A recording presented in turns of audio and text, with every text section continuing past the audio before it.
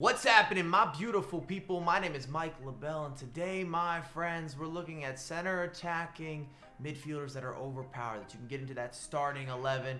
They're not necessarily going to cost you an arm and a leg, but if you're brand new, let me explain the criteria for this series, and I will have a playlist that you can hit if you want any of the other positions. Of course, it's free to subscribe. All that good material. They have to be gold overall. We're not including the Halloween edition foot items or informs or Champions League or Team of the Year once that's released, and so forth and so on. I make separate videos for some of those types of countdowns. I just don't want to complicate this. So must be a gold overall foot item, 85 maximum rating, which does keep that price point a little bit on the lower end, which is good for all of you, and I think that plays a part when you're looking at overpowered players. And also for the center attacking midfield position, the countdown needs to only be players that default into that position. So we're not looking at center forwards or strikers that could play as a cam. The same can be said with center mids or holding midfielders. I just wanted to make sure that we break up the positions properly. I've already done a video talking about strikers where I put center forwards into that category. I've already done a video talking about wingers. I want to make sure that the center attacking midfield role sits by itself. I will probably combine the center mid and the holding mid role when I go through most overpowered midfielders, but I wanted to isolate center attacking midfielders. Before we get into the countdown, if you live on the East Coast, New York, New Jersey, Connecticut, any of the neighboring cities, states, you can make this trip this weekend. I'm talking about Saturday. I'm hosting a 2v2 tournament downtown Manhattan. It's going to be premium quality. I'll leave a link down below. Please register, RSVP. I want to see you there. We're going to have a good time. It's $1,000 for first place. There's really no negatives for you. I was able to bring the New York Red Bulls as well as Red Bull together to help put together this collective event. It's going to be at OS NYC, and like I said, it's a very unique facility in one of the best locations in New York. If you came out to my birthday or you saw the festivities, then you've got an idea what you can expect. They have drinks, they have food. It's connected to a hotel that actually has a rooftop as well. It's just going to be good vibes. I wanted to do something for the community, so please, if that interests you, one of your last chances to get involved, RSVP, come through. Make sure that you're there early or on time if you care about playing the 2v2, because it's going to fill up. And once we've maxed out in terms of the bracket, that's it. There's no more entries. So if you care about playing in the 2v2, get you a partner. Come on out, New York City, and be there early. Worst case, be there on time, but definitely be there early if you really care about playing in the 2v2. It's going to be good vibes. I appreciate you. Let's talk about the top 5. At number 5, that's correct. We're not doing an honorable mention, not in this countdown. I feel like when we get into the center attacking mid role or position, because the criteria is so specific, there's not as many options, and I am listing these players in order. I know that I've done many countdowns in the past where I say these are my top 5, give or take, which means the countdown's not necessarily in order. These are just the top 5. However, today's not one of those days. And we're starting out with Tyson, the Brazilian, 4-star skill moves, 3-star weak foot, very cheap, easy to link up because he is Brazilian, even though he's playing in an off league. You're going to get amazing value for what you're spending to what you're receiving. I mean, the 3 pace statistics are all 90 plus. It's not one of those fake foot items where you see the pace and you're thinking, oh, he's going to be so quick, and it ends up being a player that maybe has really high sprint speed but really low agility. So he might be fast running onto a through ball, but he's going to be very slow turning left, turning right. That's not a good look. You need to be able to have players that are agile, and that's what Tyson gives you. The downfall is that he has a 3-star weak foot and his curve is at a 52. So typically when you get smaller Brazilian players, you're expecting them to be able to open up their body and hit finesse shots or whip in crosses with a certain expectation, certain level of validity. I'm not sure he's going to give you that. Number 4, Alejandro Gomez, also known as the cheap Messi. I'm not saying he's as good as Messi, but does he resemble him in some ways outside of just sharing a nationality? Indeed.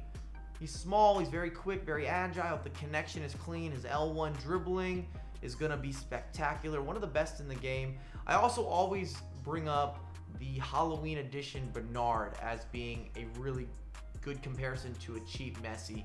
If you are looking for a different option, you need a Brazilian link or you have to go to the Premier League. Gomez can be your Serie A connection. Has the 4-star weak foot, 4-star skill moves, and he finishes really well. If you give him opportunity inside the box or just on the edge, he's going to finish more often than not. And I think that's all you can expect or all you can hope for in this year's title. The only issue with Gomez is that he's extremely weak. So if somebody touches him, he's going to fall over. And that becomes an issue later on in matches. So once players get a little more tired, they're fatigued, then if you nudge him left, you nudge him right, he falls over. Or if the connection is really heavy. So if you're dealing with a bunch of delay, obviously you lose some of the details, some of the specifics, some of the intricacies that really gave you an advantage with a player like Gomez. You now lose that because you're not able to play in the way that you're envisioning the breakdowns or envisioning the offense or the quick steps left or the quick steps right, just how you need to open up space. You lose that competitive advantage, obviously, when the connection's not perfect or if you got a bunch of input delay. Number 3, Bruno Fernandes, a player that really doesn't get the love that he deserves. I know that he's not necessarily in the best league, but at an 85 overall, he's going to cost you next to nothing. I'm talking about value on value on value. And if you like KDB, this is a pretty good example. You want the Portuguese version of KDB, you got him right here. And he's going to come at a fraction of the price tag. And he just has a lot of those similarities, and he has better size than you would expect to go with the 4-star weak foot, the 4-star skill moves. He's 5'10", and he even feels 6 foot sometimes on the pitch to me. I win a lot of 50-50s where players are bumping into each other, or if you need to hold up the play a little bit, he has that capability. And even though this countdown isn't about versatility necessarily, Bruno could play as a center mid on the majority of teams, or you could use him as a super substitution and good things are going to happen. Did I mention he has 92 stamina? He's never going to get tired. And I also think that's relevant with the versatility argument, because if you need to move him to another position, if you're making substitutes around him, fine, but he doesn't have to be one of those subs, because he's just going to be able to go from minute 1 to minute 90, no questions asked. Number 2, the runner-up position. And I do feel that Brandt, and I'm not going to spoil number 1, and our number 1 candidate are very interchangeable, and you'll see exactly what I mean in just a moment. But I really enjoy Brandt this year. Between the skill moves, between the size, his shot-taking capability, his positioning, I've had a good time using him. I know this game's not necessarily about crossing, but at the same time, you get a little bit of a physical presence. Anytime you add a little more height, players have the ability to kind of shift that body weight around a little bit. Even if statistically it doesn't support that Brandt maybe should be this incredible physical presence that's able to kind of command a certain not finding my description words very well today, but I really like Brandt. I'm surprised by how good he's been this year, and I've been impressed. I use him from the very beginning, even as a super sub. If you need somebody that'll give you a bit of a different look, maybe a supercharged super sub. It really depends how many coins you have to work with. If you're building out a team from the Bundesliga, Brandt should definitely be an option for you. Number 1, King Havertz, and this is why I said they could be interchangeable. Some people will prefer Brandt, others will prefer Havertz. It kind of reminds me, if we go back in time, we used to have Julian Draxler and Kevin De Bruyne. And they were both very overpowered options, lower rated than Havertz and Brandt in this example, as we're paralleling these players, but they were both in the Bundesliga. You could link them together and they would just dominate as a partnership, whether you used them as both center attacking mids or a center mid and a center attacking mid. Between the size, the skill moves, the shot taking capabilities, the creativity. In this case with Havertz and Brandt, you also get a left footer in Havertz and a right footer in Brandt. It lists Havertz at 6'2", even though I've seen many pictures online of Havertz and he's still growing. He looks like he's more like 6'4". I want to say there was a picture that came out where it was Havertz and Zweback. And I know Zweback, who's about 6'2", maybe even closer to 6'3", and Havertz was towering over him. So I don't know who's doing the measurements here, but I know that he's taller than 6'2". And I guess it comes down to preference, where you're going to put Havertz, where you're going to put Brandt.